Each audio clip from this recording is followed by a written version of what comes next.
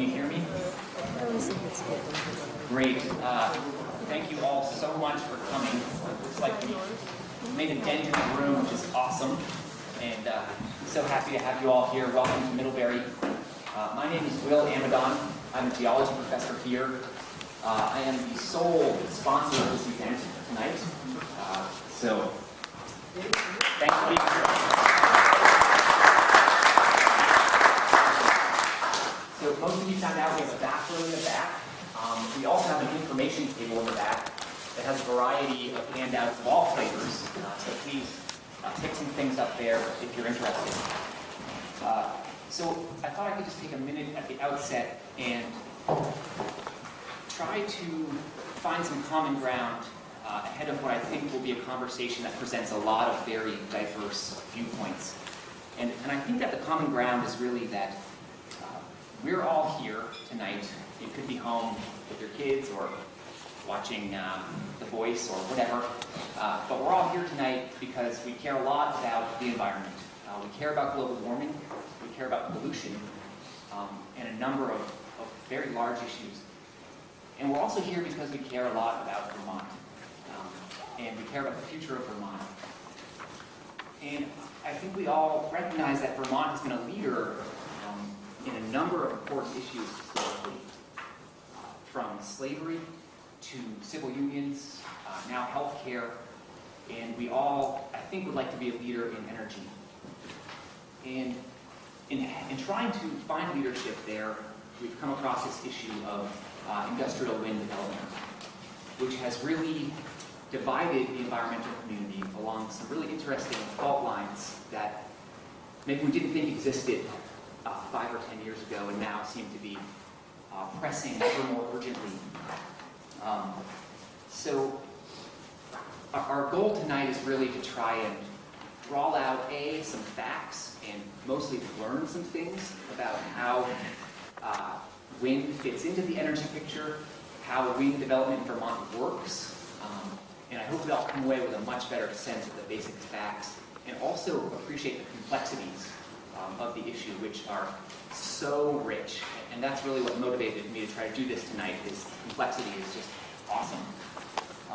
So obviously we're not the first people to think about this problem at all.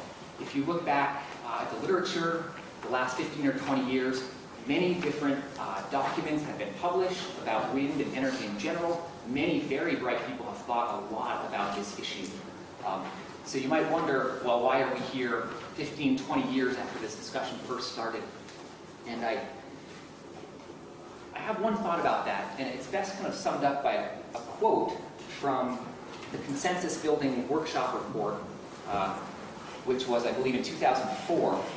And the quote basically says, or literally says, a number of stakeholders stated that for them, an acceptable impact on visual and biological resources is related to the amount of wind development in Vermont. Without knowing how much wind power will eventually be developed, it was difficult for them to define acceptable impacts. So basically they were saying, until we see where this is headed, we can't make a decision about what impacts we're happy with and what impacts we're not happy with. So here we are down the road from that report, 8 years. We have 2 operating wind farms, 2 more under construction, another dozen or so in various stages of permitting here in Vermont.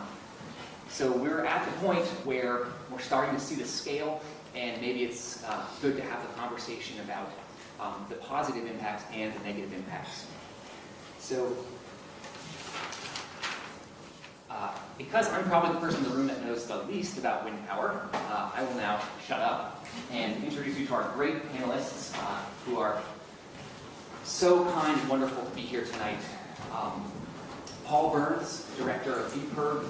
Paul's worked on a number of very important environmental campaigns, water quality, brownfield cleanup. It's been instrumental in pushing really important environmental legislation throughout his career. Ginny Lyons, longtime Vermonter, longtime professor at Trinity College, 12 years in Montpelier, now chair of the Senate Energy and Natural Resources Committee. And I will add, believe you are up for re-election. So, wow. Thank you, Ginny. Double thank you for being incredibly brave to come down during election year. Yikes. Luke Snelling, Director of Energize Vermont. Luke has a background in environmental communications, has worked on a number of environmental media campaigns, and now is the Director of Energize Vermont, which is an organization that has been instrumental in allowing some alternate voices about wind development in Vermont to be heard. So, please welcome our panelists.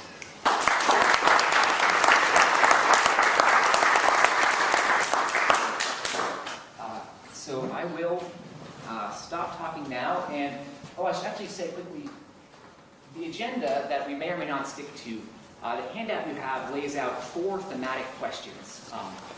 And what we're going to try to do is cover each of those in about 20-25 minutes. There's a few questions under each one. So we'll start with questions to the panelists. They'll respond.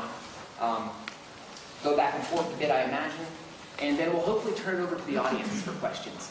So if possible, if we can keep the audience questions roughly on topic with the kind of thematic topic that we're on. We'll see how that works, but we'd like to keep the conversation fairly focused. So with that, our first theme, number 1 on your list, is what does Vermont's energy future look like and why? So this question has multiple parts. It involves demand. What does the demand forecast look like in Vermont? How are we going to meet that demand, especially in light of Vermont Yankees' Certificate of Public Good has expired. Also, Hydro-Quebec contracts extend probably to 2016, I'm not exactly sure. So we have questions both from the demand side and the supply side, and panelists are going to start off by giving us their viewpoint on the broader context and the future of it. And we'll start with Ginny. So I do have a little PowerPoint. Did you pick that up? Yeah, you have the mouse. I got the mouse. Actually, it's already open. Just click that button at the bottom. Oh, there it is. There's 3 of them.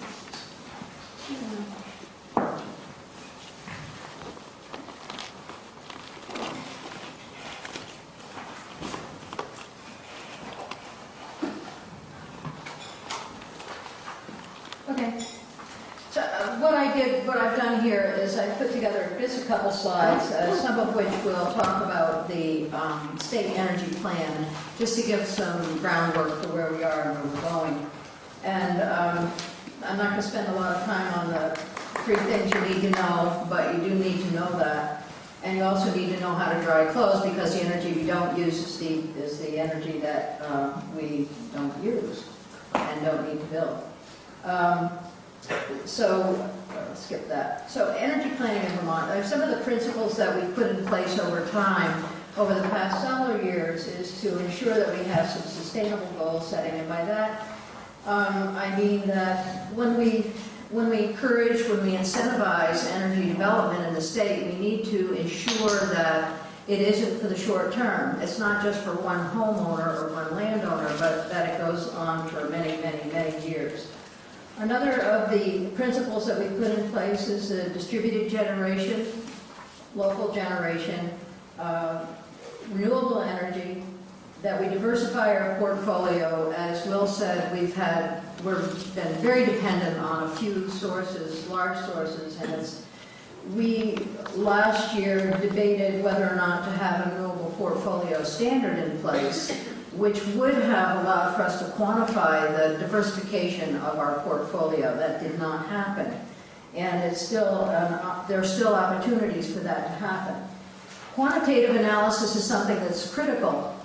If we know that our goal is to have 1,000 megawatts of energy for peak load, then we ought to be able to evaluate how much wind, how much hydro, how much solar, perhaps how much geothermal, but again, sustainable, long-term sustainability. Absolutely clear that we want to decrease our dependence on fossil fuels, reduce greenhouse gases, and to achieve the goals that we put in place in 2007. We are looking for shared funding mechanisms, public, private, federal, and state incentives. And then also, we have worked slowly and surely to ensure that we have environmental, economic, and social benefit. And by that, I mean, when I talk about social benefit, I'm talking about all income levels in the state have the same access to energy.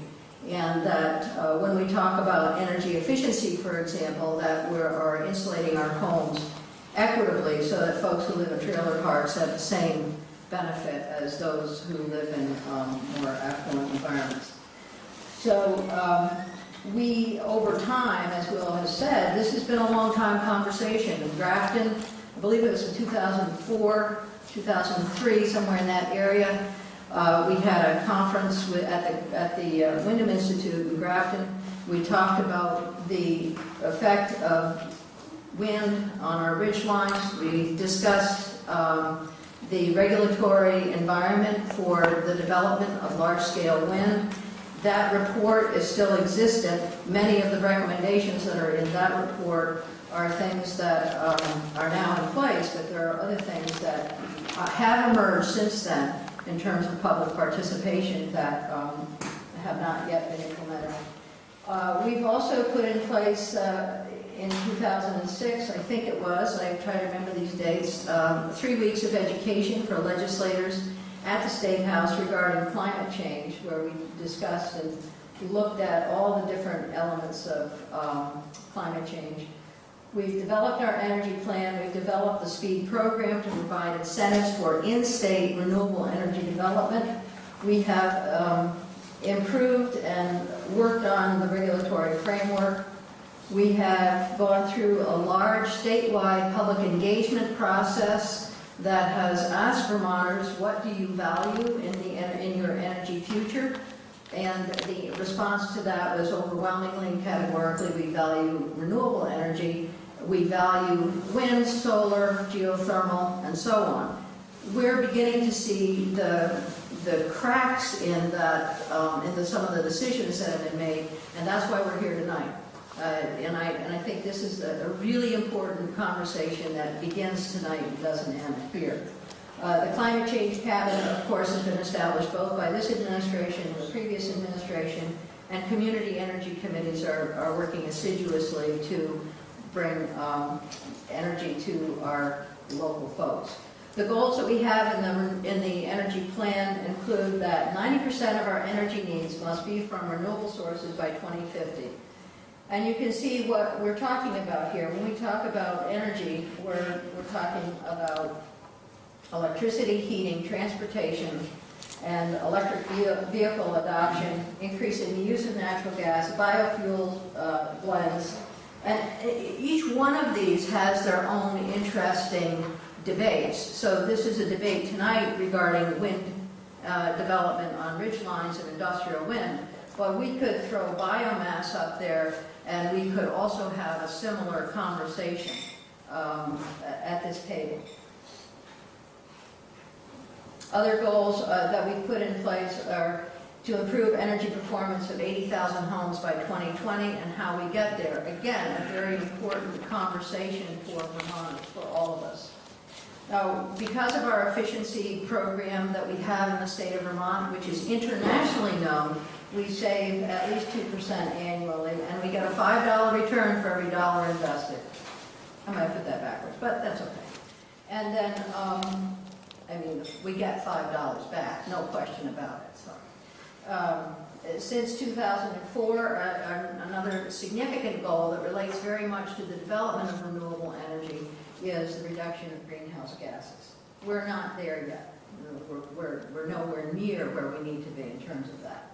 So I'm just going to show some slides because what these slides represent are things that we need to do or that we need to be conscious of in our energy planning. Here you can see the alligator slide for the reduction by using efficiency or other options to reduce our dependence on fossil fuels, reducing greenhouse gases.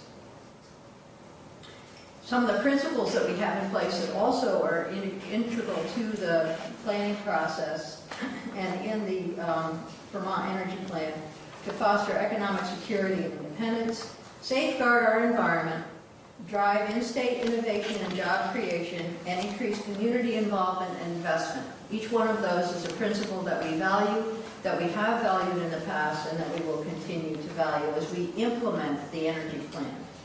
And so the 4 drivers of the green energy economy are in the energy plan. I won't spend time on those or that, but one of the critical goals is to localize our energy production, and by that to have in-state distributed renewable energy production.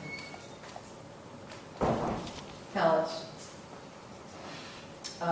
What some of the things that we need to be considering, and that we did consider during debate for the development of an energy bill in the Senate last year, were how do we look at the different technologies for both for energy production, but also in terms of environmental assurance or environmental quality. Transportation is a big part of the plan and a big part of what we'll be looking at going forward.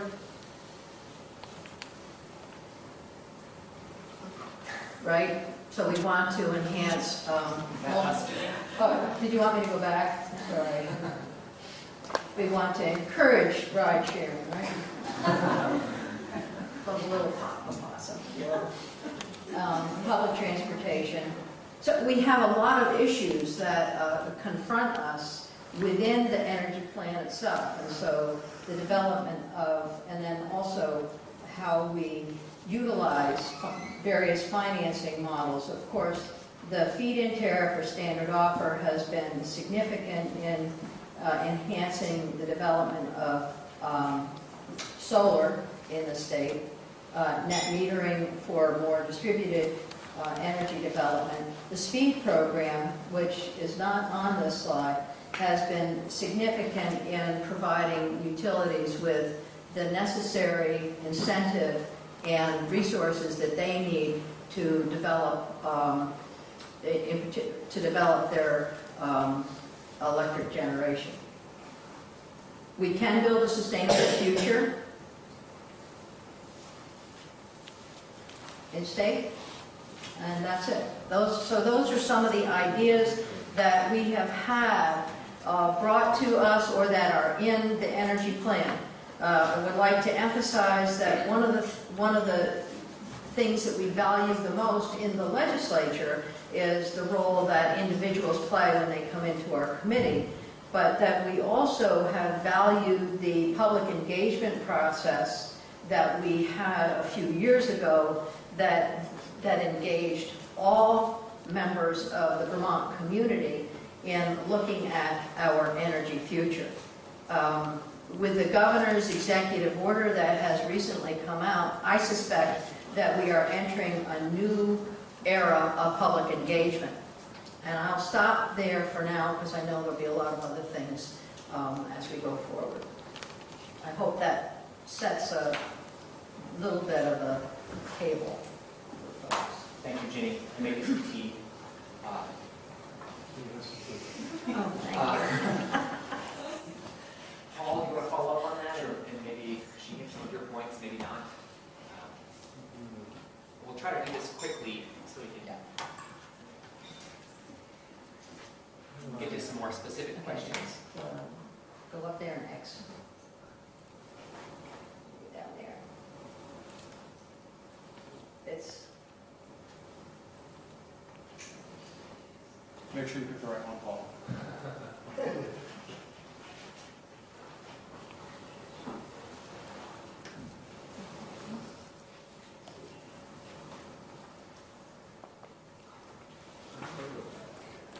Down here. Okay, so just quickly, I want to say that I think that in many respects we probably will share more in common than we might expect here tonight, the three of us and many of us here in the room. Our motivations are somewhat similar, as I think Will said at the beginning, and I think that the conversation, while we may differ on some of the specifics here, we certainly do, we do and we will. To me, the most important thing are the values that we share more than the volts that we need, and the legacy that we will leave rather than the legislation that we need to pass. These are the things that we will no doubt talk more about here tonight. But we want to, I think, keep coming back to some of those areas of common ground in order to understand where we need to go together. But there is a reason why we're talking about more and different kinds of energy projects in the state right now. And that has to do with the fact that we are facing climate change. Bill McKibben is about to start a tour, as many of you know, called the Do the Math Tour this coming weekend. Well, the math is fairly simple. If you haven't followed it, there was an excellent article that he penned in Rolling Stone magazine 6 weeks or so ago, and it goes into a lot of details here, which I am not going to get into. But basically, the idea here that we would like to avoid is the worst effects of climate change by avoiding preventing the temperature, the Earth's temperature, from rising more than 2 degrees Celsius above pre-industrial levels. Anything over that will cause severe, irreversible, overwhelmingly negative impacts.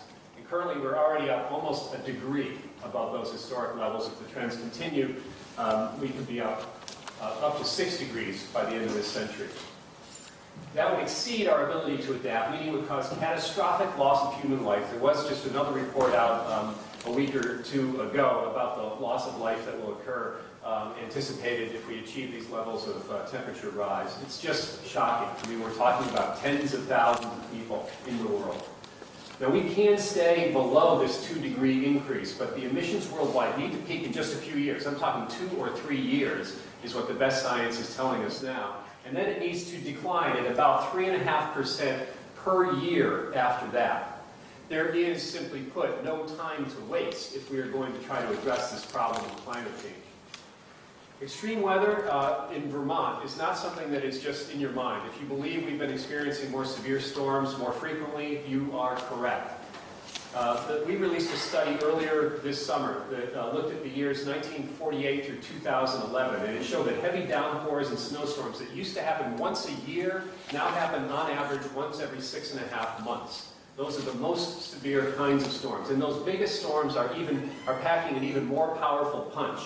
On average, the precipitation rate has risen by 35% over the last 60 years. This is obviously from Irene last year. You all know the images. Record-breaking summer as well. There are more statistics than you can shake a stick at here about the drought and the tremendously hot temperatures that we experienced in this country over this last year. It's not just about climate change, though. Our dependence on fossil fuels leads to myriad other environmental, public health, economic problems in this country. This is obviously the BP oil spill that we remember so well. You sometimes hear about destruction of mountains associated with wind turbines. I just want to say there is no mountaintop destruction associated with wind turbines in Vermont. There is blasting, there is road development. This is mountaintop destruction. Remember that when somebody tells you that our mountains have been destroyed in Vermont for wind. Do you mind? I do mind. Yes. I mind lying, Paul. Yes, Please sit down. yeah, please do sit down. Stop being so rude, I think Steve. we're all going to take exception to Paul's comment here, but I'd like to do it. Look at the with picture. follow-up comments. So, Excuse me. Look at the picture. Come to the mountaintop. This is called mountaintop We removal have no for control coal. over what goes on in West Virginia, Paul. This is mountaintop removal for coal. I am so sorry that there is such an extreme type of opposition to wind here that it leads to such rudeness. yeah, I'm going to Here jump we in are. here. Paul, please move through these general motivation slides quickly so we can get to some specifics. Luke, please do the same during yours. And audience, please hold your comments. We're going to have plenty of time for follow-up exchange here. So if you hear things that you're not happy with, hold those questions and we will let you ask them as soon as possible. So, I have these slides here down as we had agreed beforehand, so I'm going to go through these. So you're close to your 7 minutes. We agreed on. This is the coal-fired power plant. There's no way to make this look pretty.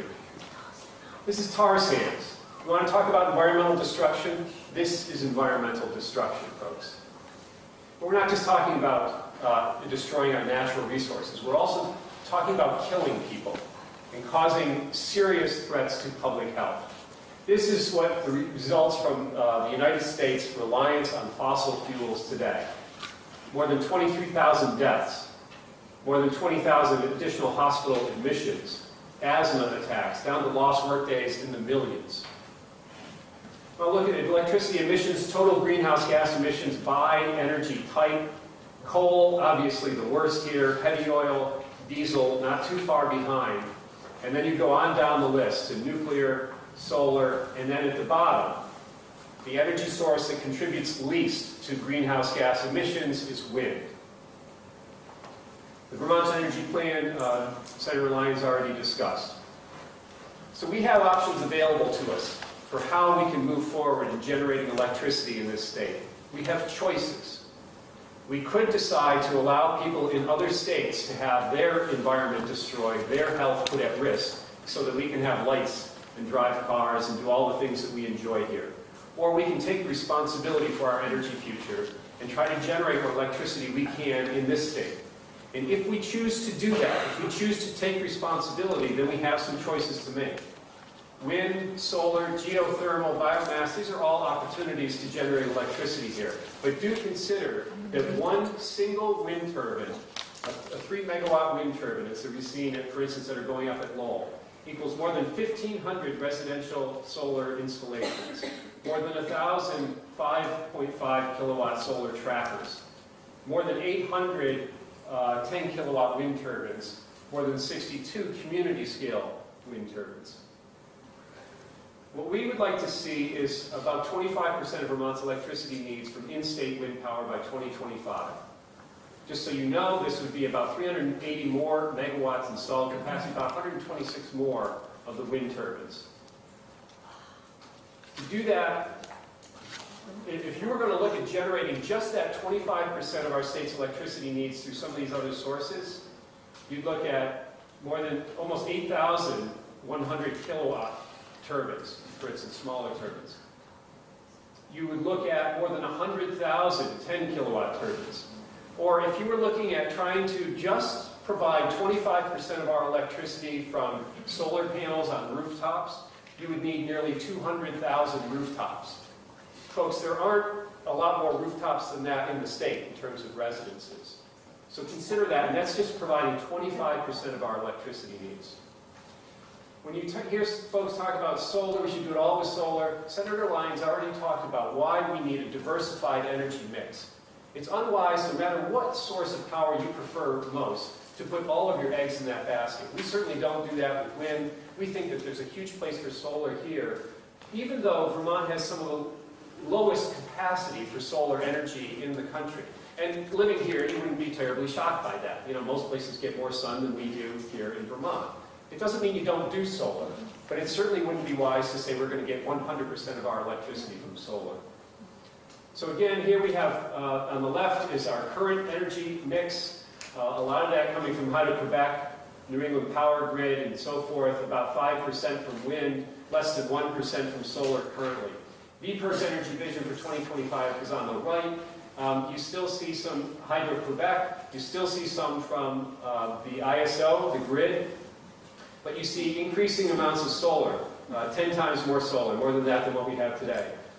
You see the wind there at about 23%.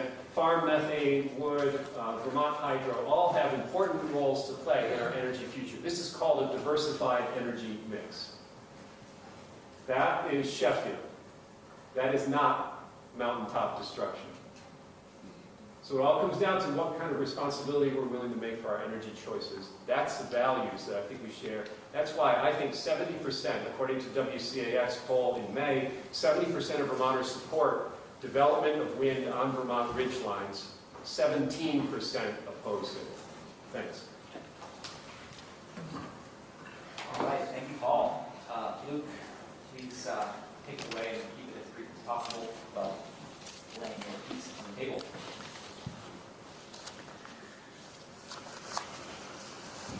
I'm going to swim through these pretty quickly. I think Paul and I mostly agree that we have to fundamentally plan a response to climate change. We must do something. Where I think Paul and I mostly disagree is in the fundamental realities of how these technologies get applied and how our reaction to climate change takes place at a very local level in our communities here in Vermont.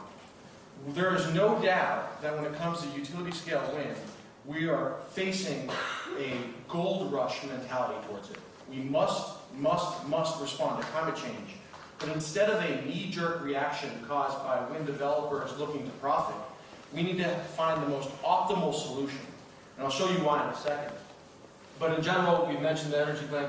This is a picture of Lowell. So when Paul, under construction, when Paul goes and says that there is no mountaintop removal in the state of Vermont, I don't know if you want to call this mountaintop removal. But what I do know is that if this is our response to climate change, we're in grave danger. This is a fundamental change to a ridgeline that was previously a connected habitat, previously a source of some of our highest quality waters in the state. So if you're going to make an argument that we need utility scale wind in this state to respond to climate change, you are also making the argument that we must jeopardize our habitats and jeopardize our high quality water, and in some ways, I'll show you in a second, divide our communities. So fundamentally, it's not as quite as a rosy picture as Paul would have you believe. This is a picture from the Lowell Wind Project. That's a 45-foot cliff that didn't exist there before. This is nothing other than a full-scale rearrangement of the hydrology of this mountain. This is drastically different than the peachy, keen pictures Paul would have you look at. This is actually the picture that Steve came up with earlier. This is a picture of one of the turbine pads in Lowell. This is, I'm not sure of the exact dimensions, 200 feet by 200 feet. This didn't exist before this project was built. It didn't exist. They used a cut and fill technique, which means that they took the cut from here, the rock, to build this. And it didn't exist on this mountain. So fundamentally, here's another outside picture. Fundamentally, we're changing mountains to build utility scale wind in Vermont. So responding to climate change is absolutely necessary. It's a good thing to do, but we need to be very, very aware of what the realities are on the ground for any response to climate change. We talked a little bit about the impacts. This is a picture of Sheffield, so this is stormwater control in Sheffield. So any sense that Sheffield is a pretty picture during construction, like the ones Paul showed you, are out the window. This is a picture of all the headwater streams at the Sheffield. They're in pink. The turbines and the roads are in black. You'll see that they're completely intertwined with each other and unavoidable to impact. This is Paul Bruja. He lives near the project there. There's evidence to suggest that at Paul's house, noise is a substantial issue from these and is going to have a profound impact on his livelihood as a human being. There's obviously greater impacts with wind that we don't need to get into at length tonight.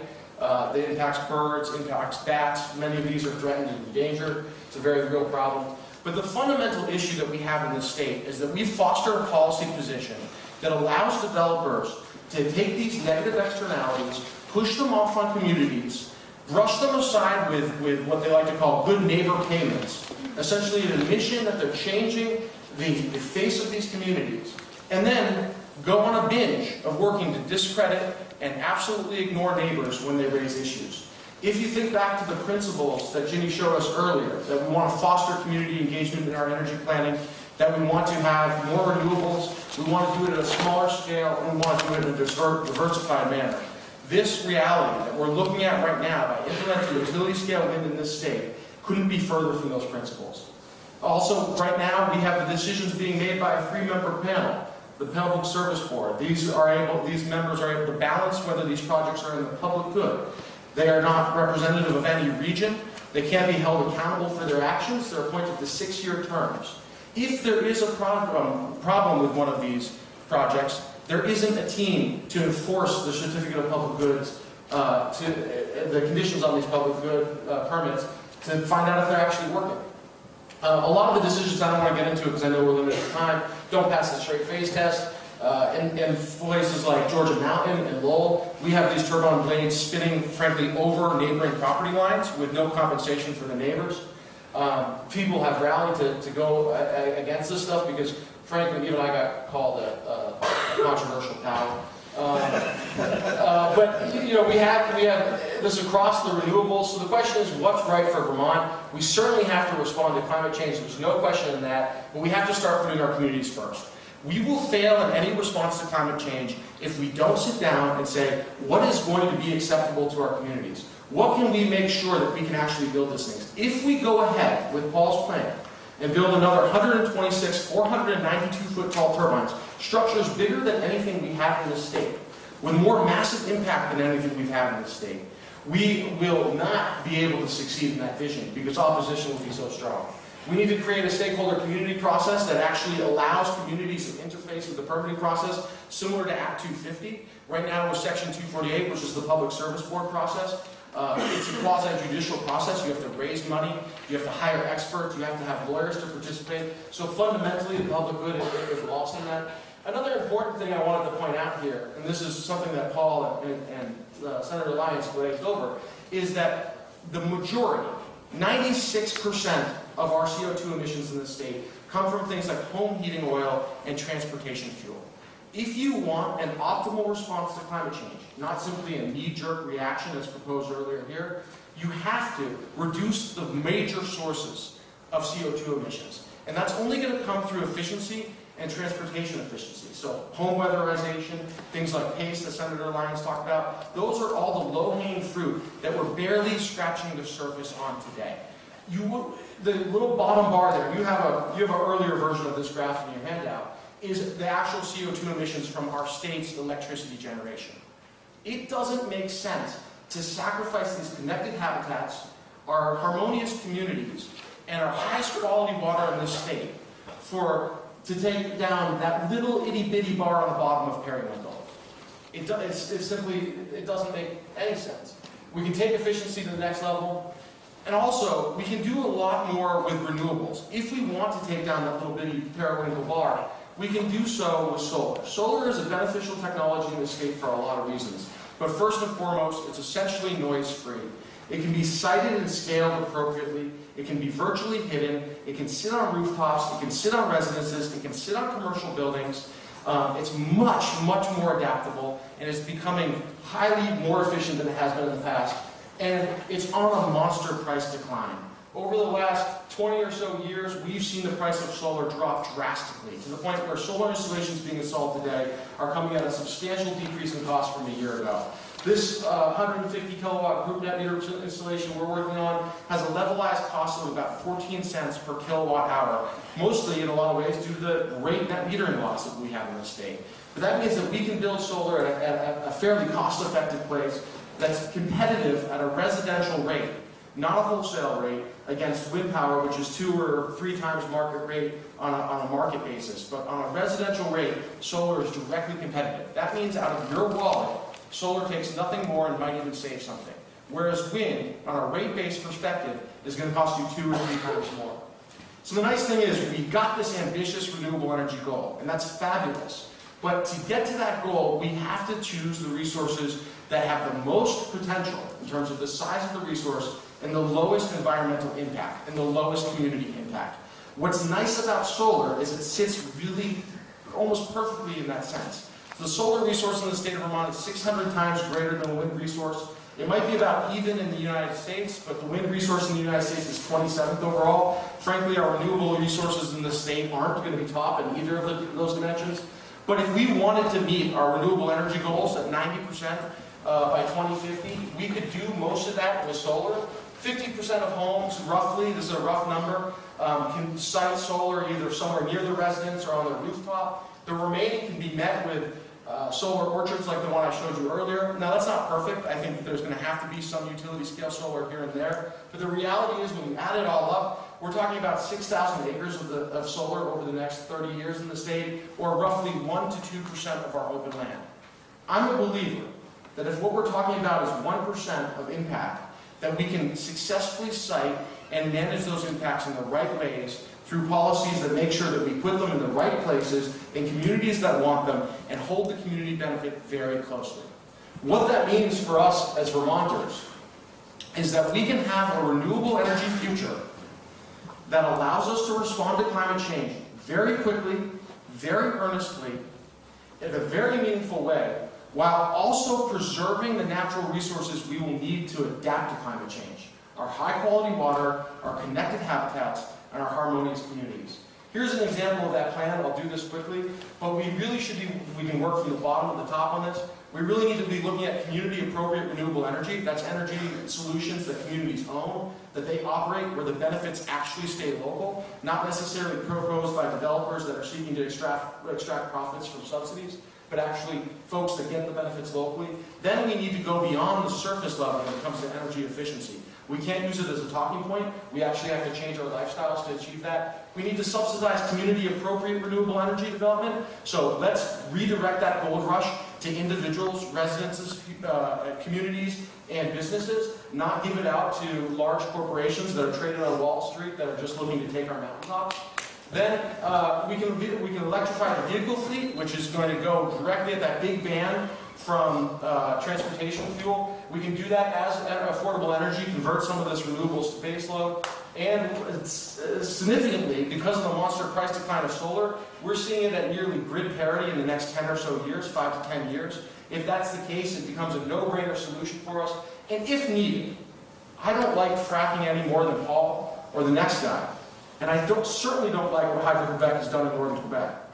But those are market sources of power, electricity, on ISO New England, that are available to us at half to a third of the cost of wind power in this state. And if we need to use them as a bridge, I don't want to use them, but if we need to use them as a bridge, they're there, and for the most part, the environmental destruction that they represent is going to happen whether we use them or not. So they're there from an economic perspective, and if we have to harness them, we can. But this is a plan that puts the puzzle pieces together in a manner that allows us to respond to climate change, preserve the natural resources we're going to have to use, and hopefully is a plan that through the right planning process can be community accepted and does not face the violent opposition that we've seen to the sacrifice of our mountains in this state. Thank you.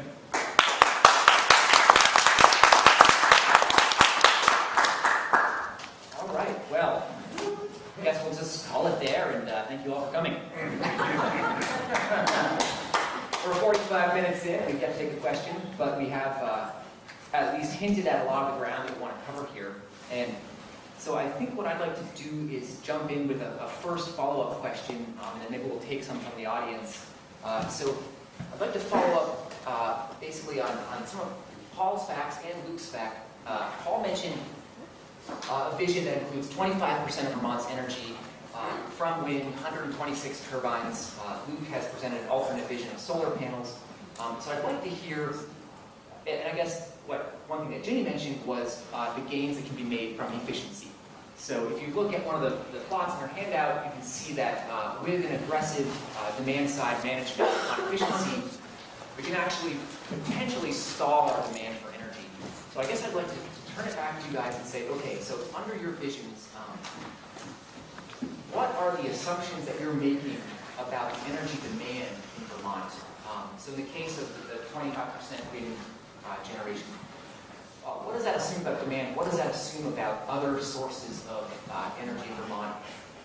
And I guess just to get us back to common ground also, is there a point, is that number that you brought out required to meet our demand, or is there a way to meet the demand with a lower number? And so maybe Paul, you can start, and then you guys can all follow up. Well, VPIRG was one of the original parties involved in helping to create Efficiency Vermont. Efficiency Vermont is, as most of you probably know, a national leader in electric energy efficiency, truly almost unparalleled in the success that this quasi-utility has brought about for electric efficiency in Vermont. There are people in other countries, they make jokes sometimes to folks in China that the folks from Efficiency Vermont have met with, and they know of only 2 states, California and Vermont, and they think of them roughly equally because of those are the representatives who have come there to talk to the Chinese about how to improve their electric efficiency. So we should be very, very proud of what we've already been able to achieve here in this state, though I suspect we would all agree on this panel that there is a lot more that we can and that we must do. We've seen the rate of increasing electricity demand decline because of the work, not just of Efficiency Vermont, but they're a real leader in this. Ginny and her colleagues in the legislature deserve a lot of credit. Again, we have at VPIRG lobbied and petitioned Public Service Board, every opportunity, every 3 years or so, they consider whether or not we should invest more state dollars into efficiency. And so there is an opportunity. As you know, when you pay your electric bill, you're all paying into Efficiency Vermont, and that budget now is somewhere around $40 million annually. We believe that Efficiency Vermont can be spending twice that and still have that be a strong value. That is to say, the electricity that we would be reducing would be less costly than having to go out and generate more electricity. So it would still be a good buy by doubling the amount that Efficiency Vermont spends to help us reduce the amount of electricity that we could use. But I think over time, the current estimates still are, this is from Velco, from the state, that we would see a small, less than 1% annual increase in the amount of electricity that we use, because we all have a lot more gadgets that we're plugging in every year, too.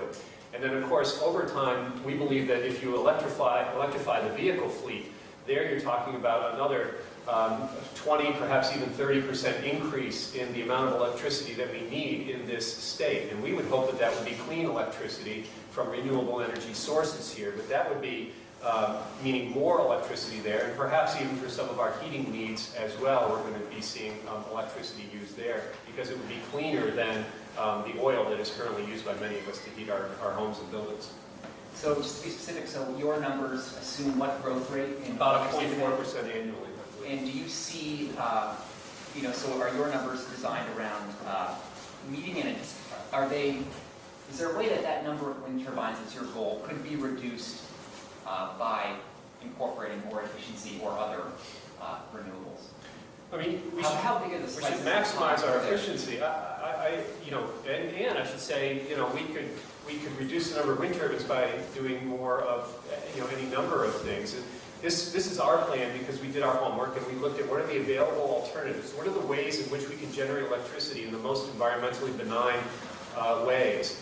And what is the best kind of mix that is sustainable for the state, economically, environmentally, and from a public health perspective.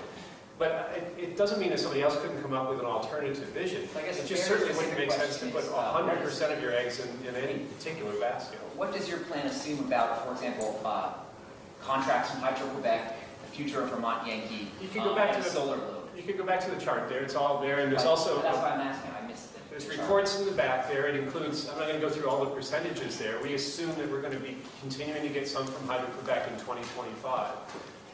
And we will continue to get some from the grid in 2025. We would like to reduce that.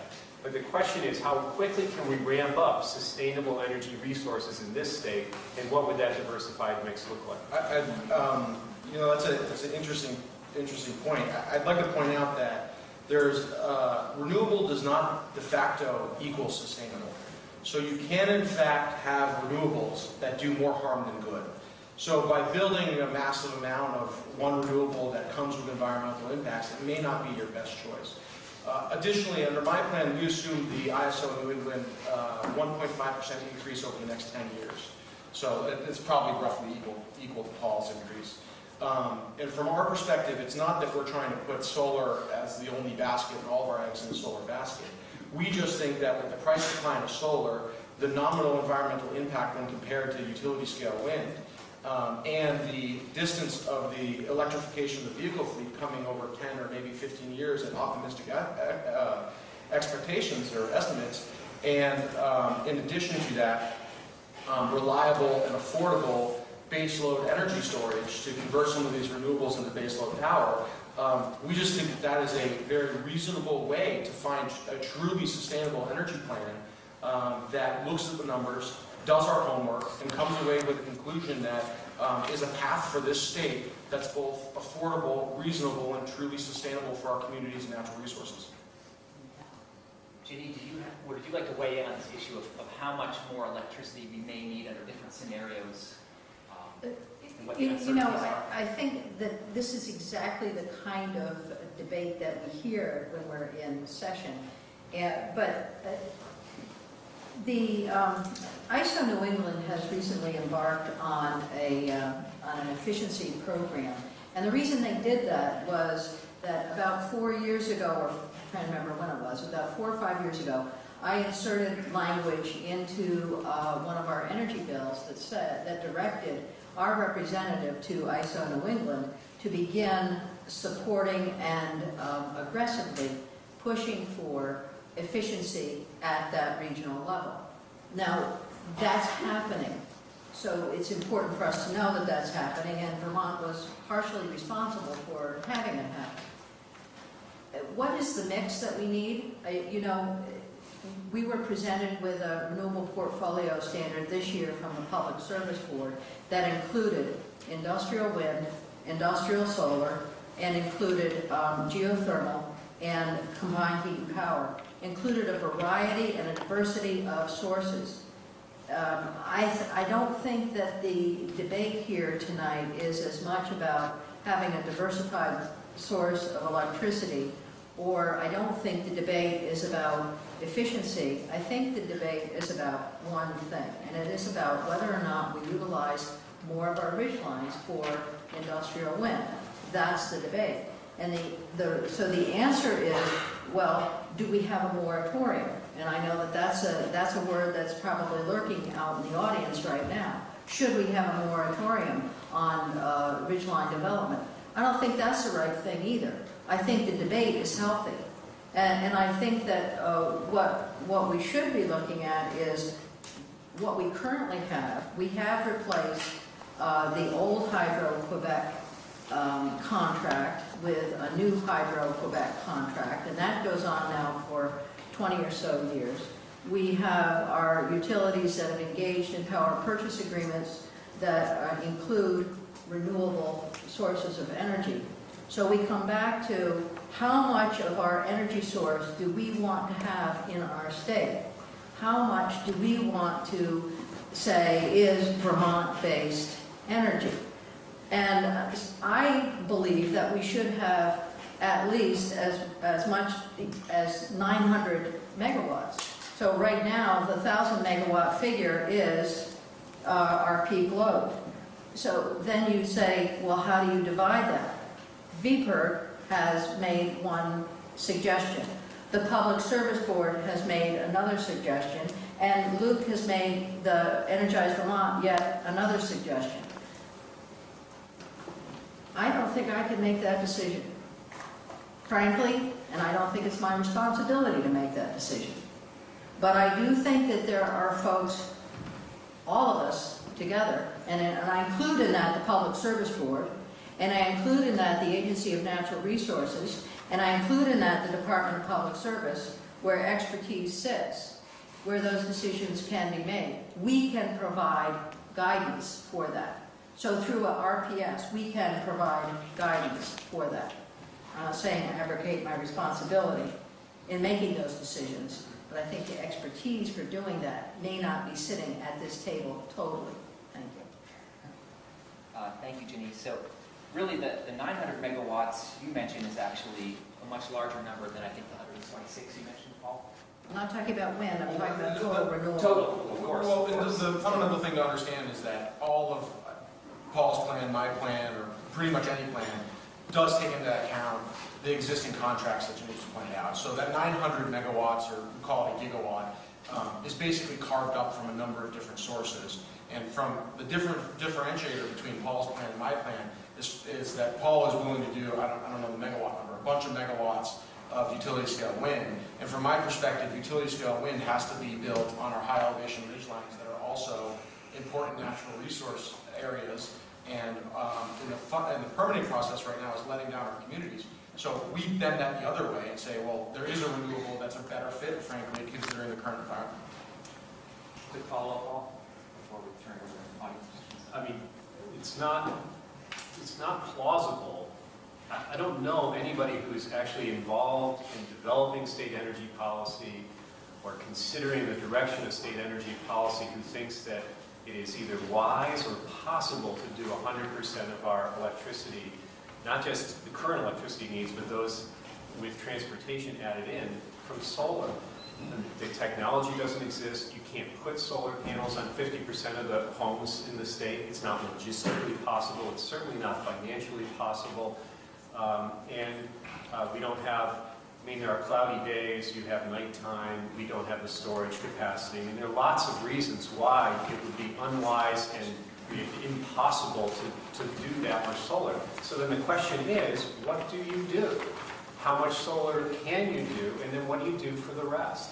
It's just, Ginny, you should weigh in. If you think it's possible to get 100% of our electricity, is it wise? Is it possible? I want to point out I'd something, like to Paul. just maybe actually bypass that question altogether. I'm sure neither are proposing 100% of either. Right, we're not, that's the point. is we're Please not- tell us, if you could go I'd back to your rather not turn slides. this into a kind of tete-a-tete between your two organizations. So I may be mistaken, but please tell me what percentage it is. Because I thought you said we could get it with 50% of rooftops and 1 to 2% of open space. The slide that I had up there earlier shows that if we were to hit our 90% renewable goal, there's a gap between where we are today in renewables and where we want to be in the future, and we fill the majority of that gap with solar. That means, and takes into account for existing other resources, some of which the state deems as renewable. So to suggest that we're putting 100% of our eggs in the solar basket is simply incorrect. That's what this slide shows. Okay, so I think we, Paul, you've just interpreted it differently than it's been explained. I think we both see that we're going to have movement towards the middle on this at some point. So I'd like to, at this point, get the audience involved a little bit. We're way behind schedule, obviously. We'll never finish, but as a prof, I know that's what always happens. So, hey, another day in the hot seat. So, if possible, could we get a couple questions about that really pertain specifically to what the energy deficit is going to be in the future years and how different renewables might meet that. I'd love to stay on topic. I think we're going to hopefully get to a bunch of environmental questions, CO2 questions, and also Section 248 questions. So do you want to start? Please stand up and speak loudly if you can. Sure, go ahead. Well, I'm not sure it's really going to answer your question, but I think to be directed in the area you were suggesting, but it's along those lines. And it's along the lines of agreeing with Ginny that this debate isn't going to be solved here tonight. But I want to ask you, Ginny, do you still think this is a healthy debate right now? It's not a healthy debate. It's an unhealthy debate. It's fracturing our communities. It's fracturing our entire state. We're divided about this. We don't have the information we need. We're not going to get those answers tonight that Will is asking. We're not going to get them in the next year. And meanwhile, we're making a knee-jerk reaction to build 200 more turbines on our ridge lines and sacrifice that. We can't get that back. So I think we need to call it a moratorium, call it a timeout, call it taking a breather, whatever you want to call it that feels more comfortable. But we don't have enough information to make this decision and to make it in a way that is best for our state and that is really taken into account all the stakeholders involved. I'd like to make a comment, if I could, please.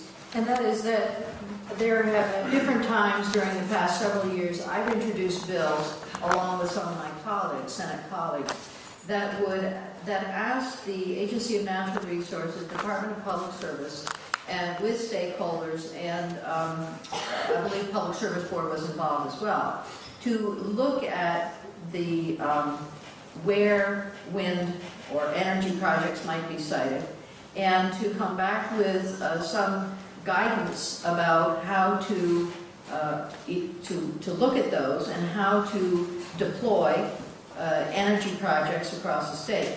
In the current energy bill that passed this year, there is a similar direction to the Agency of Natural Resources and Department of Public Service to evaluate statewide resources relative to large energy generators and to make a determination as much as possible or recommendations about where those large generators should not be placed. Now, that gets at the need for exactly what you're talking about.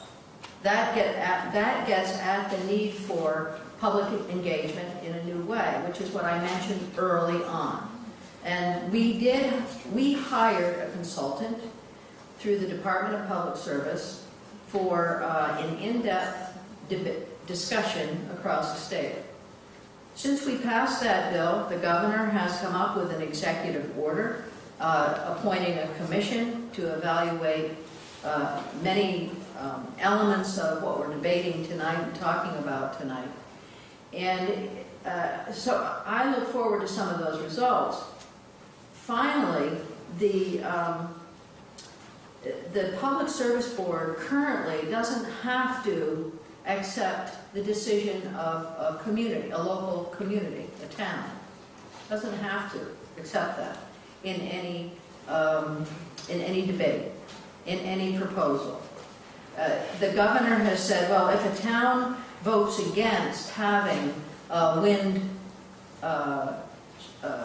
farm within the town, then that won't be supported by the Department of Public Service. That's the kind of debate we should be having, not just in individual towns, but in our regional planning commissions, at the Agency of Natural Resources, and in the State House. The role that wind can play in our state may well be a very important role to play. The degradation that people are talking about may or may not be as significant on certain ridge lines where infrastructure is already in place. And we have some of those in the state. So it isn't a categorical that we eliminate all wind farm development in the state. Very worried we're going to, I'd like to get some other issues. Okay, so quickly in my 1 minute, if you look at this issue, it appears that as Vermonters learn about the specifics of these proposals, they quickly swing around to the other side and oppose these proposals. If you do a blanket poll, the numbers, I think, What proposals are you talking about? utility scale wind proposals. Okay. So if you do a blanket poll, like the one Paul mentioned, I think the most recent one was in the 60% range in favor of these. But if you look at the way that Vermont towns that actually have had proposals in their towns have voted, 54% have voted by the number of people. 54% have voted against the proposals. So they've actually swung the complete other way against these proposals. So I think to your comment, I think we are divided. And Ginny made a good point that the Public Service Board doesn't have to take into account any local input. So these three individuals can just balance whether the local impacts of these things are in the overall public good. And unfortunately, what that means is that in a lot of cases, communities feel like they're left out in the cold, and we can't really get to a place where we can build these projects if that level of division is going to continue.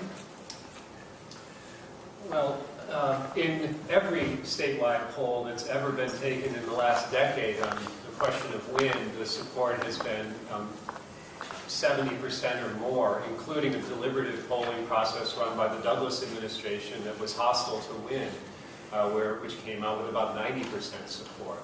So there's unquestionably greater opposition located in areas where people will see wind turbines where they didn't used to see wind turbines.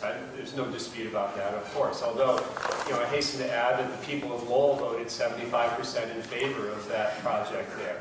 The people in the Washington Electric Co-op area, Vermont Electric Co-op area voted overwhelmingly in favor of a question that was basically whether or not we're going to have wind in their district. So there have certainly been plenty of local votes in favor as well.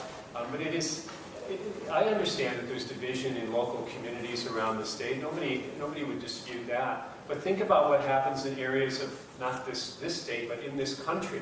When we turn on the switch now, we're getting that power from someplace. And do we really want to export the harm that comes from the generation of that electricity to somebody else, where the coal is mined, where the coal is burned, where the oil is burned, where the gas is fracked?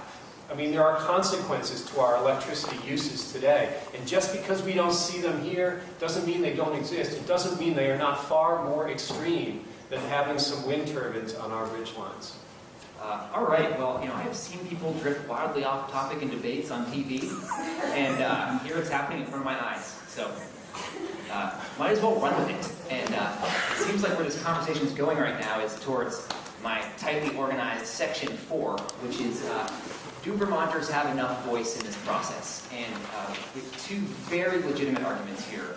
Public polls do show wide support across Vermont. There have been instances of local support, definitely, but there's also now instances like in Grandpa's Knob, Rutland County, of clear local opposition. So, quick background. The Section 248 process, applications go to the Public Service Board. The automatic parties to that discussion, the Public Service Board, are Department of Public Service, correct me if I'm wrong here, Agency of Natural Resources, the applicant. No local entities are granting party status out of the bat. That's very much in stark contrast to Act 250, which has been the norm here for a long time, where local applications are filed in front of a local environmental commission, and municipal and regional planning commissions are automatic party to that process.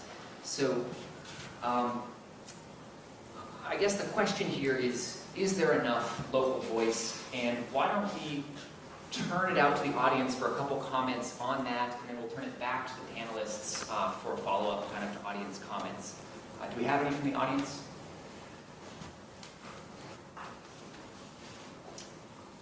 Well, I've been working with citizens in the communities that are affected by these wind projects and have watched what's happened through the Public Service Board process. And every community has actually participated, some more fully than others. I've watched, at this point, over $1 million spent participating in the Public Service Board process. And to a person, they have been ignored. All of the expert witnesses that have been hired by the citizens have not been paid any attention to through the Public Service Board process. So as someone who runs an environmental organization working with citizens, I can no longer ethically anymore advise people to raise the money and hire the lawyers and experts to participate, because it's just a waste of money. So we absolutely have to make a change. Okay, thank you. Other comments about that before we turn it back to the panelists? Just briefly. Sure. My name is Steve Wright. I live in Craftsbury. I manage the Albany-Craftsbury case for the two towns before the Public Service Board. By manage, that does not mean that I was the attorney for the towns. We hired our own attorneys. In going through the intervener process, which is parallel to the party process in Act 250, which may be a word that more with which you're familiar, we had to request the towns join their cases, two border towns that were also border to the project. We joined our petitions for intervener status. We were granted intervener status, actually separate, and then we joined our case. We put the case together under one attorney. We went to our select boards and asked for some level of funding, because this was representing issues of the town. With Craftsbury, it was in particular a water issue. Flashy streams coming off the mountain ridgeline that would be even flashier under these downpours that we're having, that are much more common these days. That was our particular issue. Albany had a similar issue, but also one of direct flooding because of increased flows off of that altered ridgeline, the altered hydrology of that ridgeline. The short story is that in both towns, the select boards would what? You can probably guess the outcome. When they were requested to assess the taxpayers of the town, what was their decision? No. We had to raise, in order to represent the towns then, this was a private group, we raised and spent $160,000, two towns, to defend the town's interests, because the towns couldn't afford it themselves. That's the burden, in a small way, of what is placed on every town that has to participate. So is it fair? No. It is an attorney-driven process designed by attorneys for attorneys. It is an unfriendly process for the pro se person especially.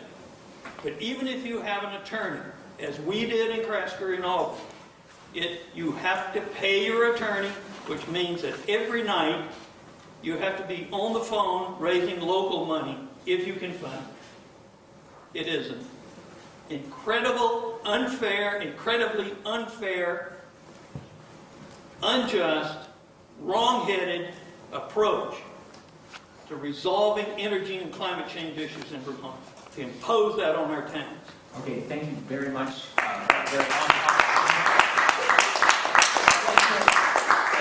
Maybe Ginny, could you get us started on a response to that? Go ahead. Thanks. Thank you. Look, the 248 process was improved after the Wyndham Foundation work it has been evaluated over time. I think what we need to remember is that when we're talking about projects that have a statewide value, and statewide value means that statewide electricity, reliability, and stability. So for the large industrial organizations that we have in our state, that energy needs to be there for them. We can't ignore that. We absolutely can't ignore that. So as a statewide good, the board is responsible for making that decision about our electric plan, distribution, transmission, generation across the state. Now, then having said that, we do know that when folks are adjoiners, they're very concerned about what's going on next door to their property. When it's in a town, the town is very concerned. I get telephone calls all the time from people who are worried about the cell phone tower going up in their neighbor's yard that they may or may not be able to see, and they don't like it.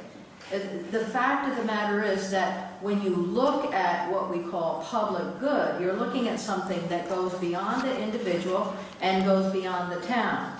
That doesn't mean that we should be ignoring the town. We've heard from landscape architects and those individuals who weigh in on aesthetic issues, or individuals who weigh in on specific environmental issues. And their thoughts are that it's very difficult to allow every single individual to weigh in, but rather, I do think that municipalities, municipal plans, municipal ordinances should carry some weight.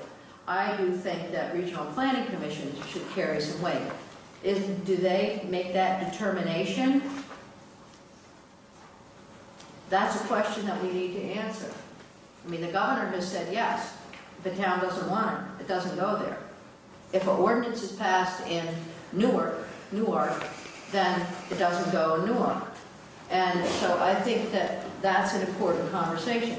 Act 250 never realized the statewide plan, land use development plan. Never realized that. I think that's unfortunate. And I think that would have given some direction about the very issues that we're talking about today. Is that because there was too much local control? Is that why? Well, you know, it's always the tension between local control and state good. And this is part of it. But so I absolutely hear what people are saying, and I do think that this conversation is a rich one, and is something that should continue. But I don't think that we should lose sight of the fact that there are people in the other end of the state, maybe in Brattleboro, who are relying on the stability and the reliability of the electricity that's coming to us from projects that we're developing in other parts of the state. And where does that decision-making expertise lie? Great. Okay, let's let our other panelists weigh in on this. I'm particularly interested if you might be able to touch on how do we assess the public good in light of multiple options, right? So you need electricity, but there's multiple options. When that comes up case by case, how do we assess that? But please go ahead and follow up. Luke first. Paul, go ahead. I don't want to. Okay. So we don't. Basically, the way the Public Service Board process works is the hearings only happen if somebody proposes a project. So there's no evaluation, essentially, of alternative projects, or in some ways smaller projects. They can condition a project to force it to be smaller, but it's not a process in which we're weighing alternatives. It's a process of whether we want to rubber stamp this proposal or not. I think there's always going to have to be a balancing of public good versus local impact. Act 250 doesn't require balancing for the public good. It says you either meet these criteria or not. If you meet them, great, you can develop the project. If you don't, you can't. Whereas with Section 248, what happens is pretty much anything can be trumped by this sort of nebulous public good. And I don't know where the correct balance is in that, because as Senator Lyons pointed out, some places, there's always going to be sacrifices in some ways. But there's a couple of instances that very clearly show me that this process, as we have it today, is broken. Recently, there's a utility-scale solar project, and I'm Mr. Solar, as you heard earlier. A utility-scale solar project proposed in the town of Charlotte. The town chose not to participate in the Public Service Board process there because it was going to be too expensive for their residents. They didn't want to hire lawyers. They didn't want to get involved, so they made an agreement with the developer outside of the process. Again, over in the Georgia Mountain utility scale wind case, that's a case where the Department of Public Service, so the ratepayers advocate, went to the board and said, the standard across the country for setbacks from property lines for these size turbines, 400-foot tall turbines, is at least 1.1 to 1.5 times turbine total height. The board approved 155-foot setbacks. So the actual blades of these turbines can cross over neighboring property lines. So the ratepayers advocate went through the process and said, don't let them build this close to neighboring property lines. And they still said it trumps the public good. There's a couple other instances where it's very clearly Those are flawed. great examples. Luke, Paul, do you want to pick up on that? Well, I think to your question, the Public Service Board would look at what decisions have already been made by the state to try to determine our energy future. So that there is an energy plan, for instance, in place. And the administration and the legislature had a lot to do with that, and as I said, the public seems broadly supportive of the various elements of that plan. And so it makes sense that it is within the context of that energy plan that the Public Service Board would review and consider any of these projects. But of course they should consider each one on its own merits. And I certainly agree that whether it's a solar project, a wind project, a biomass project, or a coal-fired power plant, there are local impacts that deserve to be considered. It's not as though the state should have an open door to any, wherever a developer wants to put any one of those things. And in fact, Vermont has probably the most rigorous environmental review process of certainly any state in the Northeast. There is no easy pass for these developers here. In fact, it takes years to have these projects approved. And I speak as one who I sometimes agree and sometimes disagree with the Public Service Board. My organization has been fighting to retire Vermont Yankee for about 4 decades. And we've had some wins and had some losses, and we are currently before the Public Service Board on that case. I understand the concerns that have been raised and agree with some of those. And I actually think the Governor's Commission here could be a positive thing as they look to how these not just renewable energy projects, but indeed energy projects generally are permitted in other states, and perhaps we can learn some things, both about public participation and possibly ways to move the process through that benefit everybody. Great. Actually, I'd love to. Do you have a follow-up question? Yeah, it's a question on public good. Sure. Let's take it. Good time? Yeah. It's a precise question for you. 200 turbines that you would want to add, 2.5 megawatt, I imagine. That's 500 megawatt. 2.5 or 3 megawatt. Okay, that's 500 megawatt. At 30% capacity, that's 150 megawatt. The average use of ISO New England is 16,000 megawatt. That's 1% of the daily use of the grid. That's 1% of that daily use, 150 megawatt. Including the fact that you need to increase the number of coal mines in China to produce the steel to do those turbines, and including the fact that you have to subtract from this the gas, natural gas, necessary to be ramping up and down in order to compensate for the 30% of the turbines that do not work. I assume that I would like you to tell me how you translate in public good a 0.% of 1%. How do you translate this in terms of public good? So I don't understand all the figures that you were putting out there. I can tell you that we were looking at about 380 additional megawatts of wind. So some of your figures are off from the start, 33% capacity. If all of the projects that we propose in Vermont were actually built, the emissions, the carbon dioxide emission savings would be approximately 376 million pounds per year. That's carbon dioxide savings. When we go back to the original conversation that I began with, I'm talking about climate change here, and whether or not we actually have a responsibility in this state to do something about it. And I think we do, not just for the electricity that we use today, but to get at the question of transportation. As we electrify our fleet, how are we going to get that power? Where will it come from? Do we have a responsibility to produce some of that energy? I believe we do, morally, beyond everything else. And so, yes, I think that we should develop some of our energy from wind in this state.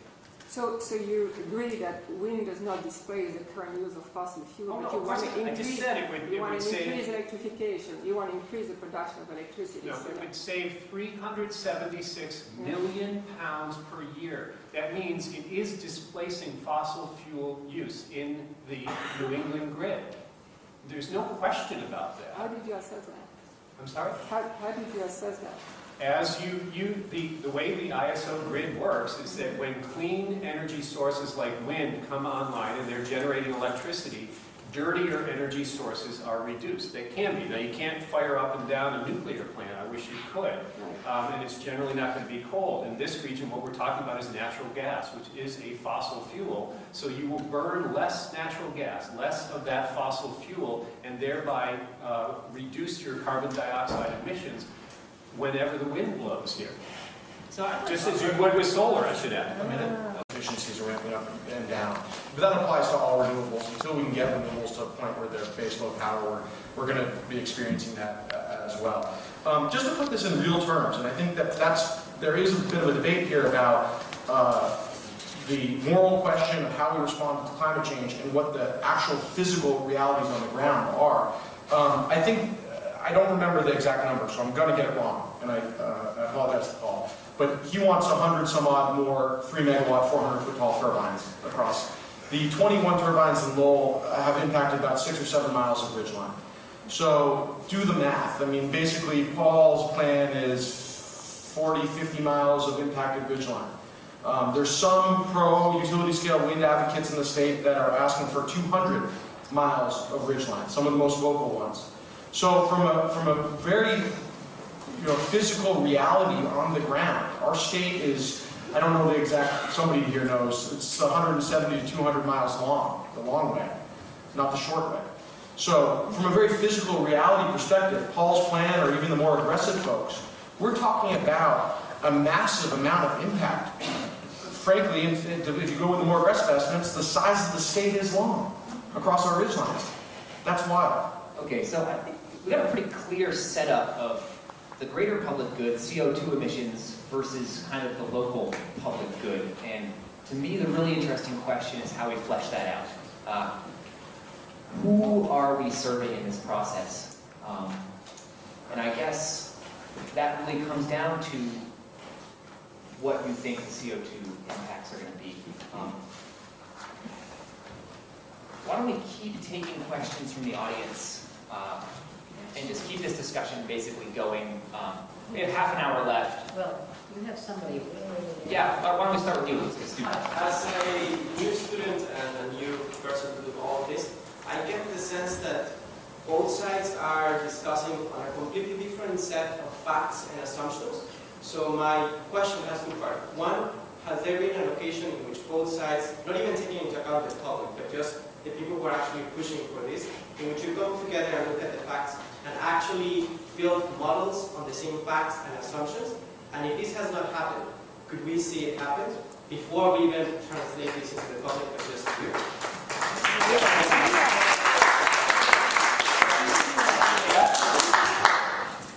So the answer to your question is that we did spend some time building an energy model a few years ago with a consultant, with a member of the UVM faculty, and we did look at some of the specific data and information. I don't know how much has changed since then.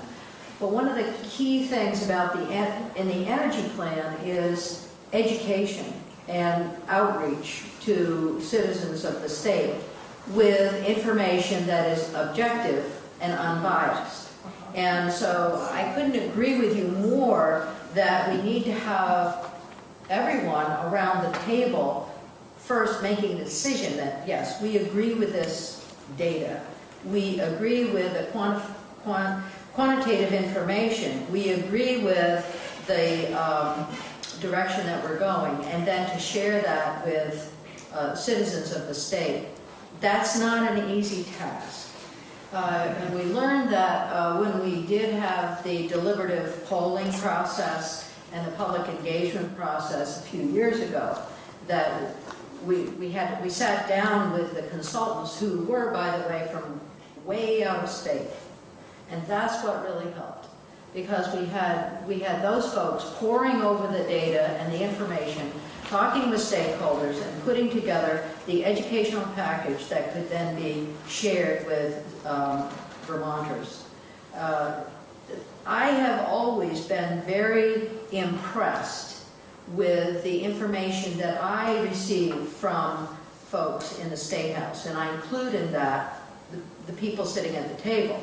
But I do think that when it gets to specific factual information, we really need to rely on the scientific quantitative analysis. So I will leave it there, but I will say that I think that the length of the ridgeline in Lowell is closer to 2.3. It's 3.2 up top and about 2.5 to 3 on the access road. Great, let's take another question. I just wanted to go to your technical controls number 3. Okay, yeah, I would love to hit the Well, technical I haven't heard what I would say anything other. Luke briefly mentioned something about cost, but other than that brief mention, I haven't heard anything about cost. There seems to be this rush to renewables and a discussion of taking money out of ratepayers' pockets, and nobody has talked about how much money comes out of ratepayers' pockets and what it does for us for CO2 emissions over what period of time. That seems like a critical question to me. And can I add 2 specifics on top of your question? One Go is, ahead. well, I love the question, and I want to get to it. So one is, how is pricing determined for large projects that utilities are contractually obligated to buy that don't fall under the standard offer, which I believe is greater than 2.2 megawatts? So that's one question. The other question is, who pays for infrastructure costs in that case where the deal is being brokered on a price per kilowatt hour? So let's talk about that. Paul, you want to start? No. Okay. Ginny? So, not really. I don't really want to start because electric pricing is done. I do. Not passive. It isn't a simple process. The price per kilowatt hour is really very much dependent on the price for natural gas and at auction. And so when we started looking at our energy plan a few years ago, we were looking at a projected increase of natural gas per kilowatt, cost per kilowatt hour going from 9 cents to 16 cents. And as a result of the plethora of natural gas now out in the market, that's dropped. So we're looking at natural gas, electricity at 4, 5, 6 cents per kilowatt hour. And plus, okay, set that aside, and then think about the incentives that are provided to the large fossil fuel organizations and industries in the country, and what benefit in terms of tax credits and other incentives they get from the federal government that renewable energy does not get. And you may think that's not important, but it's critically important for a little state like Vermont, where we're trying to compete with the cost of natural gas right now, and in an environment where solar and wind are not yet at that lower level. Just follow up really quickly. So does that mean that when the Public Service Board sits down with the owner of a solar farm or a wind farm or whoever, that the price agreement is pegged to the cost of natural gas? You mentioned the natural gas That's cost. the market rate. So the price that is negotiated at the Public Service Board is dependent on the initial investment, the capital investment by the developer, and then how it can be sold out on the grid, and that is where the competition occurs. So when it's sold out on the grid, it's competing with the price that electricity is being bought at, similar to natural gas. But the Public Service Board under Vermont law is required to basically recoup the capital costs, set a purchase price that recoups the capital costs of the project. For the utility. Remember, this is a utility scale that we're talking about. We're not talking about the 2.2 megawatts. You know, there might be someone else in the audience who has a firmer grasp on the economics of utility rate making, because that's not exactly my area in natural resources and energy. Luke, go ahead. It's super complex.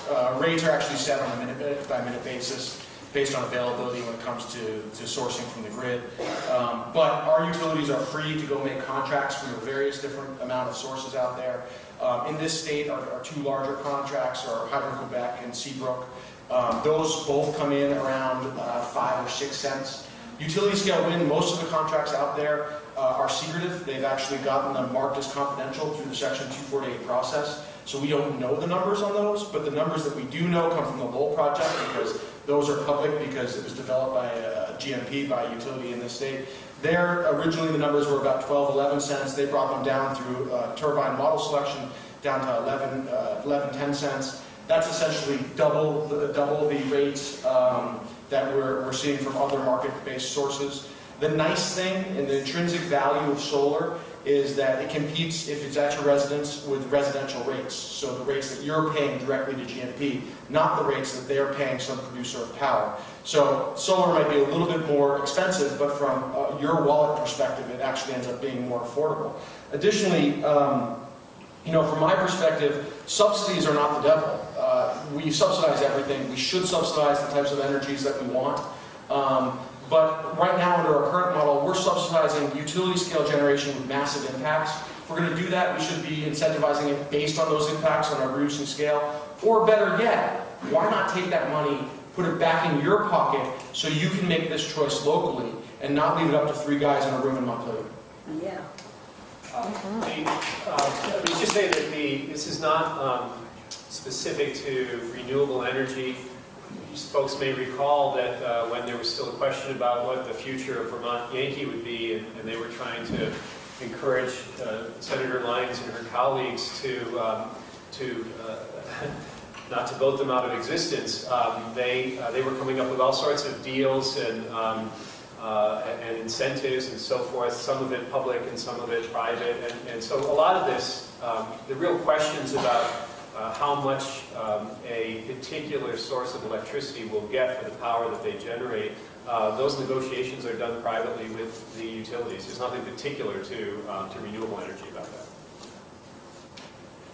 Great. I want to offer a comment on economics. I want to put some numbers out there that have not gotten out in public. The IRA project, somebody actually sat down and talked with the wind developer, and we learned that every year they were going to take $30 million in profit from the project and leave $3 million in the state. So it was going to be in terms of the landowner leases and the payments to the towns for taxes and then payments to the state education fund.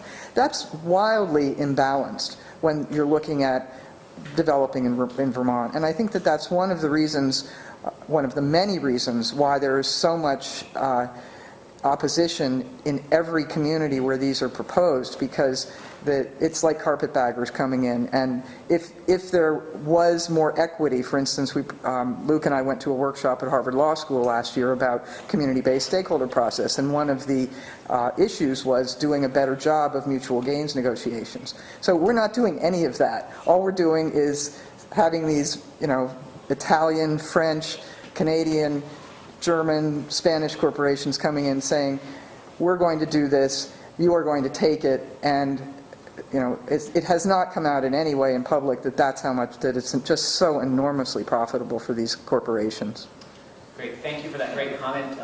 See, I can just make a comment briefly. I mean, I agree with some aspects of that. I think Denmark, for instance, and I don't know whether you agree with this or not, but they have a pretty good program for working with local communities, and they have over 5,000 5,000 wind turbines there already, contributing more than 20% of the electricity for the Danes.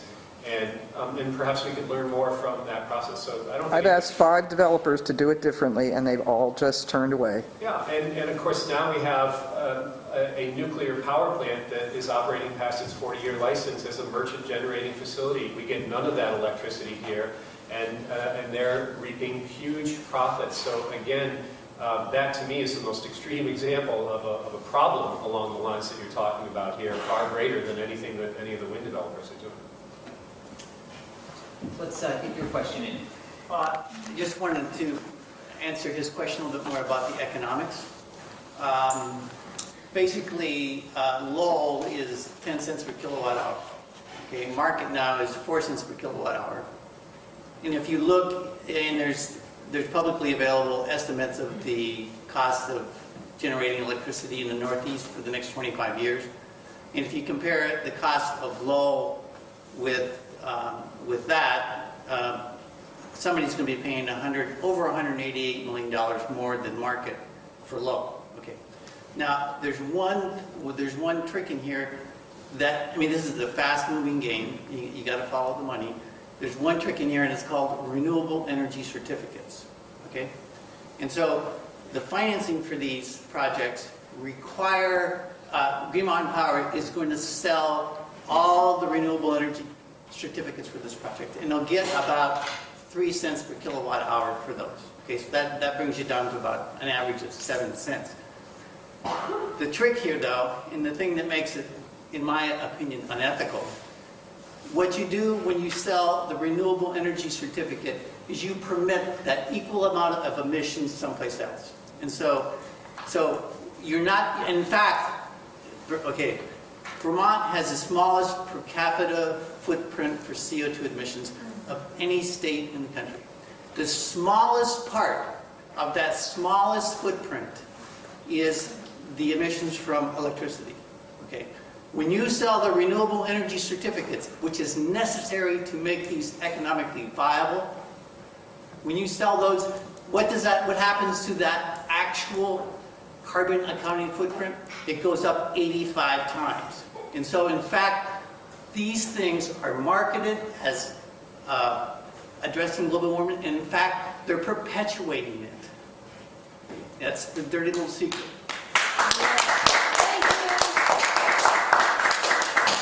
So thank you very much for that comment, and I'm really glad we're getting down to actually learning some things here. So I think a response to that would be a lot of us are potentially willing to pay more for energy if we believe that it is going towards the greater public good. Other questions on pricing? Yeah, in the back.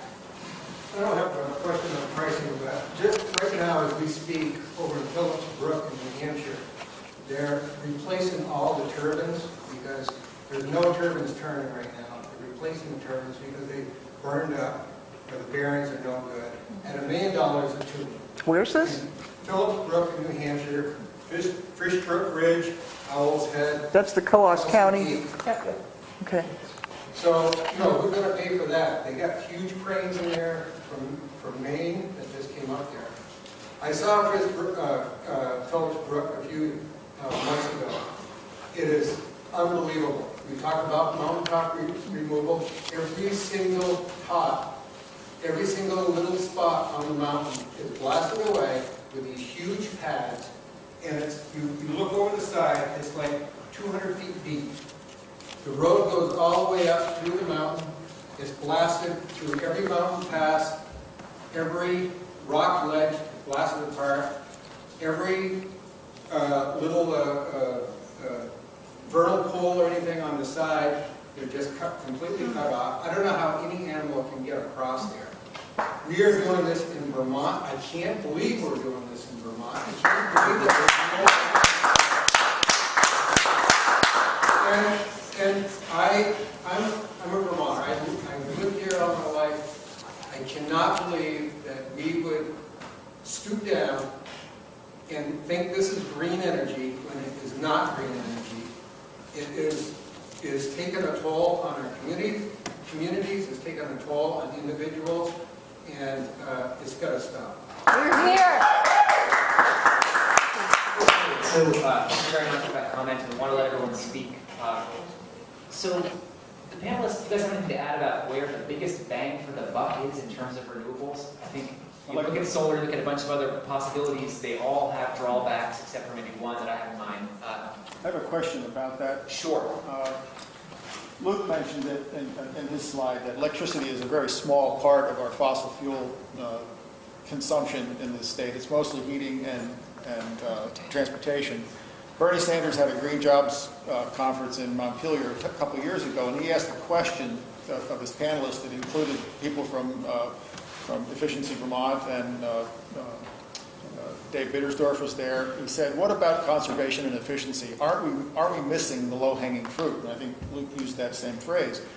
And Dave Bittersdorf answered that question by saying that we actually have our eye on the wrong target with renewables. Without massive investment in conservation and efficiency, renewables will never come close to bridging the gap that we seem to be talking about.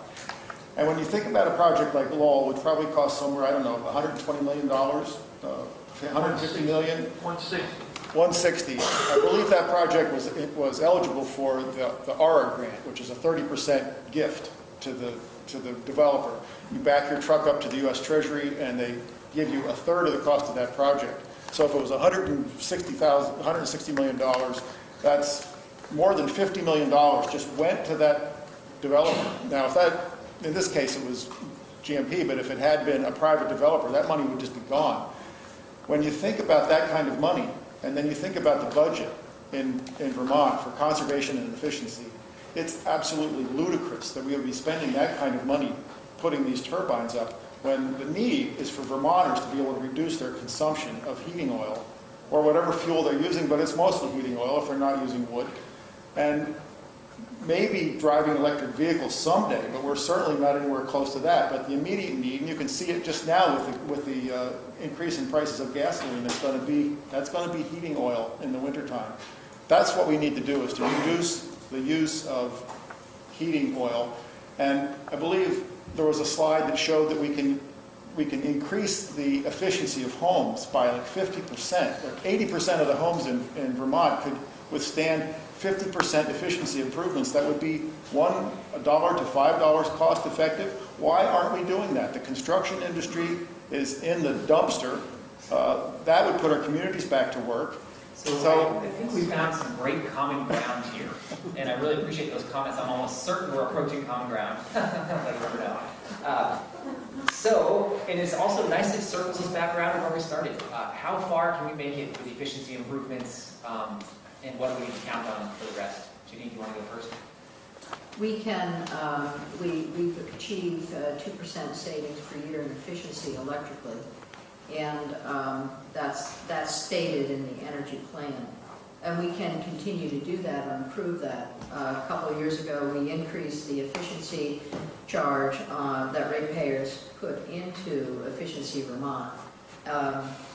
And that should continue as well. But in addition to its continuing, the only fuel in the state that really doesn't have the fuel that's used most extensively in the state that doesn't have any kind of a charge on it for weatherization or efficiency is home heating oil. And so when you get home heating oil, you get home heating oil. When you get natural gas or you get electricity, you're paying an efficiency charge fee. And that goes into a weatherization program. And so I will continue to sponsor bills that look at having a gross receipts tax to invest in weatherization. And there's no reason why that can't be combined with the monies from Efficiency Vermont to do it all at once, not just do electricity and do weatherization, but to put them together. But there needs to be political will to do that. And there needs to be motivation to do the things that we're talking about.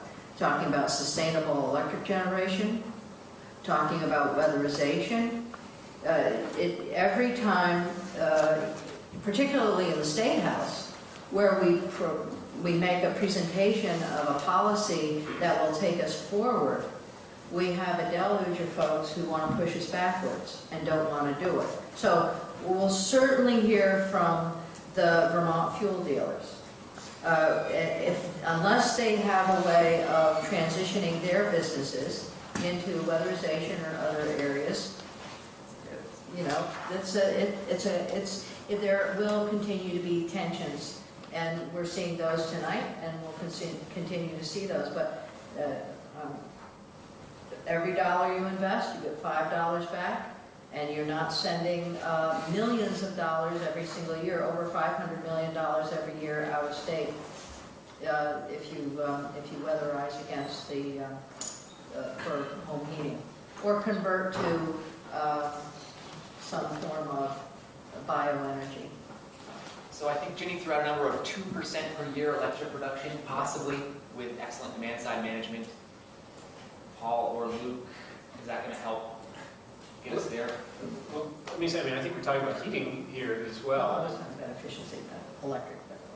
Right, but I mean, part of I'm questioning about heating. Yeah, that's what I mean. I mean, I think if you ask Vermonters, do they want to spend more for electricity so that it's green? They're going to say, no, I can't afford to spend any more money than I'm spending right now. Well, let me say that, and what they really need to save money on is heating oil. If you look at your heating budget compared to your electric budget, it's three or four times. Certainly, I know that there's agreement between Senator Lyons and myself on this, and perhaps Luke as well.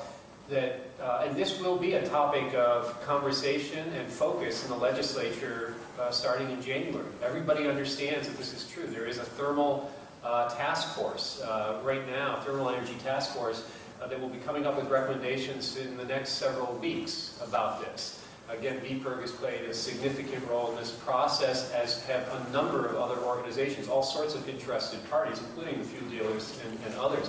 And Ginny's committee will be ground zero, I guess, for consideration for some of these things. And so the focus, a lot of it will be on heating in this next legislative session, perhaps even more so than on the electricity side. So I think your concern, your message is already being heard. There is this group that's meeting and talking about it. There will be recommendations. The legislature will be taking it up. But Senator Lyons also is absolutely right that there will be an awful lot of pushback against doing the kind of investment that we think we need on this. And that investment is critical, because that's how you get people into homes and working on weatherization and so forth. Those are not jobs that can be exported. The benefit is here, and we all enjoy it. And the last thing I just want to say is that we've got a whole report on this called Clean Heat in the back on the table there for resources if folks are interested. We have a lot of ideas, and I suspect that there is a lot of common ground, but this is going to be a very challenging political fight in this next legislative session, and perhaps this is the area where we could all work together. Well, can I just make one more comment? If you look at the kind of money that is being directed towards wind projects, our tax dollars, wouldn't it be worth it to tell those developers, put the production tax credit or your 30% R grant back into the communities for conservation? That's, well, you know, I mean, if you look at all these problems that we're talking about as if Vermont has walls that go up to the sky, you know, the world, global warming is global. What we do in Vermont isn't really going to make any difference. When I totally disagree. I think you're right in a lot of ways. No, unless you think Vermont's going to be the bellwether. But if you look at... Why not? Have we not on so many other issues? Have we not been a leader, and could we not be a leader on this as well? We can be a leader on efficiency, and I think there's a lot to say that... Disagreement in the family on this. Hold on. There's a lot to say that building utility scale wind in this state is like recommending liposuction to somebody that is struggling with obesity before diet, portion control and diet. So there's a good analogy there. I mean, maybe not the perfect analogy, but it's true that if you're going to do something harmful first, when you could do something that isn't harmful and has a good return on investment, why wouldn't you do that first? And unfortunately, I think in this state we haven't taken a hard enough look at efficiency. You know, we only have 34 towns in the state of Vermont that are participating at PACE at this point. There's no reason why that shouldn't be a bigger number. Solar thermal, still, VPIRG's done great work on solar thermal. We can do a lot more when it comes to solar thermal. So we really haven't scratched the surface on efficiency, and I agree with you that to get over the log jams that Senator Lyons is talking about requires innovative policy solutions that may or may not be market-based and may seek funds from other places. And that's just the reality that we're going to have to find ways to bridge those gaps. So we are about 2 minutes left. We're going to give Ginny the final word. So I would just like to say that as you can well see, the process of making policy is difficult. And it's difficult because there are diversity of opinions. But that's a good thing. I mean, one of the things that I value in our state is the active participation of citizens in venues like this, but also in the State House. The work that we've done on efficiency in the past has been significant. And one of the bill that was vetoed in 2006 or 7 was a bill that would have taken us forward on weatherization and saved us a huge amount in fossil fuel utilization in the state, in heating oil. And we've increased the monies that we have available for efficiency. But going to renewable energy, I do think we have a moral obligation. I do think that we have a role to play in demonstrating to the rest of the country how we can behave and how we can build a sustainable renewable energy future. I think we're on the way to doing that. But I do agree that we need to evaluate how the public participates. I think we need to evaluate siting, and I think we need to evaluate the regulatory process as is being done now. We're looking at the state of Maine and other places around us where the regulatory process is slightly different. But finally, we need to evaluate quantitative data as well as our feelings. Paul Ehrlich said that, human values and institutions are a collision course with the laws of nature. And you can agree with that, you can also disagree with it. Because the policies that we're putting in place today are going to save our future. They're not going to diminish it. So I don't have more to add, except that this has been a really exciting panel. Thank you. Thank you.